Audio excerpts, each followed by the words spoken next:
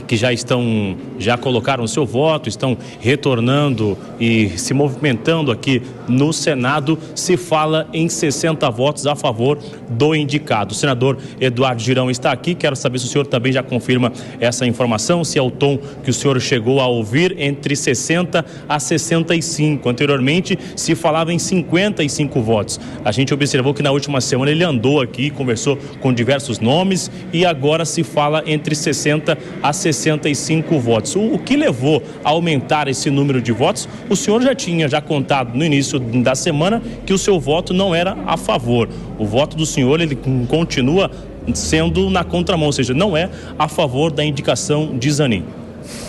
É isso, Bruno. Eu queria, em primeiro lugar, cumprimentar o Pavinato, todos vocês que estão acompanhando Linha de Frente, um programa muito bem feito, que está trazendo uma repercussão para o brasileiro que quer uma informação independente, né? E a gente está vendo hoje, aqui no Senado, como a gente chama no jargão do futebol, um jogo de comadre. Né? É uma sabatina completamente diferente do que a gente viu do André Mendonça, que demorou 5 meses. E aqui a do senhor Cristiano Zanin foi 21 dias. Né? Então são os 2 pesos e 2 medidas no Brasil. Acho que o placar vai ser esse mesmo. Né?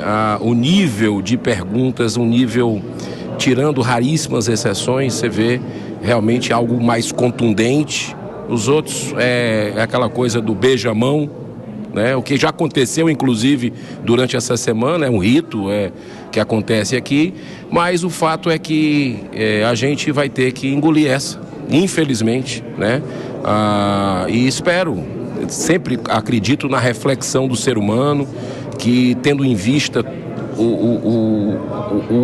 que está apartada hoje, a sociedade completamente distante do STF, dessa casa, inclusive, que nós estamos conversando aqui, que o senhor Cristiano Zanin possa, como ministro do Supremo, perceber isso e, junto aos seus colegas, baixar um pouco a bola, deixar a gente fazer o nosso trabalho aqui, porque senão não tem o menor cabimento. A gente está recebendo salário, a gente está aqui consumindo 5,7 bilhões de reais do dinheiro de quem está nos assistindo, nos ouvindo, e não poder legislar, porque muitas vezes é a Corte Suprema que faz isso, invadindo as competências e criando um clima hoje de desarmonia no Brasil, né? Em vez de pacificar o país, você já tem um presidente que já declarou guerra aos seus opositores, querendo calar a imprensa, querendo punir os seus, de forma, no meu modo de entender, de forma correta, respeitando a lei, fez a justiça ser para todos no Brasil. Ele que foi citado em dezenas, centenas de delações premiadas, condenados em 3 instâncias, o presidente Lula. E o que a gente vê hoje é ir atrás do Dallagnol, ir atrás do Moro, né? E eu fico muito preocupado com esse alinhamento entre o Supremo Tribunal Federal e o governo Lula e o Senado, assistindo tudo, batendo palma, se fazendo de cego, surdo, mudo, e isso, infelizmente, não colabora para um equilíbrio entre poderes que só está no papel, não existe na prática. Que o Supremo possa voltar a ser Supremo, né? Eu tenho dito, o povo brasileiro precisa se aproximar dessa casa aqui do Senado para que isso aconteça, porque aqui é o freio e contrapeso, aqui é que a gente pode realmente fazer esse equilíbrio que não existe. O entrevistado, o senador Eduardo Girão, ainda continua ouvindo o estúdio aí. Muito bem. Senador Girão, um prazer tê-lo aqui conosco. Vou lhe fazer 2 perguntas bastante rápidas. Primeiro, é só para esclarecer a grande dúvida, né? Esse voto dos senadores para aprovação ou não do Zanin é secreto ou é aberto? E um segundo ponto, alguma vez o Cristiano Zanin foi questionado das ações do 8 de janeiro? Porque ele é o advogado que se notabilizou por dizer que o cliente não tinha respeitado as garantias penais. E nós temos 1.245 brasileiros com as garantias penais violadas. Ele chegou a falar sobre esse tema? Vamos lá, Pavinato. Primeira questão, o voto, infelizmente, é o segredismo que predomina na República ainda. Eu voto aberto. Meu voto já declarei e vou falar daqui a pouco lá, tem alguns senadores inscritos.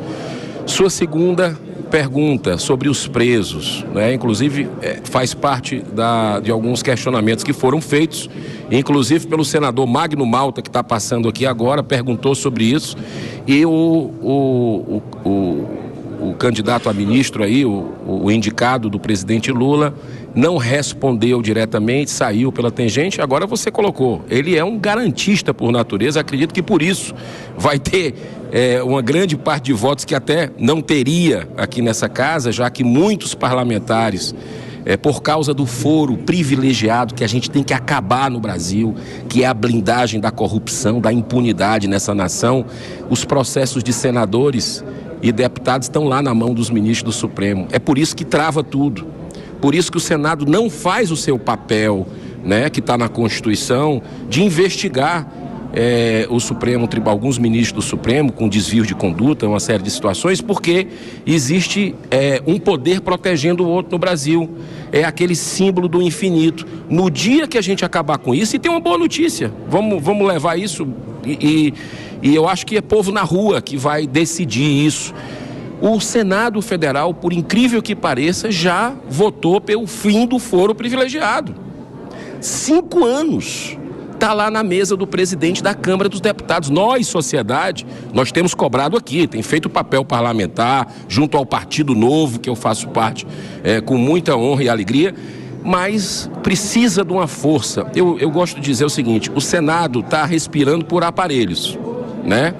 E eu acho que vai acordar desse sono profundo, vai poder ter energia, poder ter saúde, com a população se aproximando dessa casa de forma ordeira, de forma pacífica, de forma respeitosa, como tem que ser. Mas não tem outro jeito hoje para essa pseudo-democracia que a gente tem no Brasil, porque o Senado está inerte e está omisso diante a tudo que está acontecendo. É isso, então a gente vai continuar acompanhando. Assim que encerrar essa reunião na CCJ, vem em plenário aqui do Senado. Do que eu vi ali com alguns nomes, é que o nome de Zanin, entre os outros nomes que Lula tinha o interesse de indicar, esse é um dos melhores, em que Lula tinha o plano de indicar, indicou o Zanin, esse nome eles até que aceitam entre os outros nomes. É isso, vamos aguardar o resultado oficial, se fala em 60 a 65 votos a favor.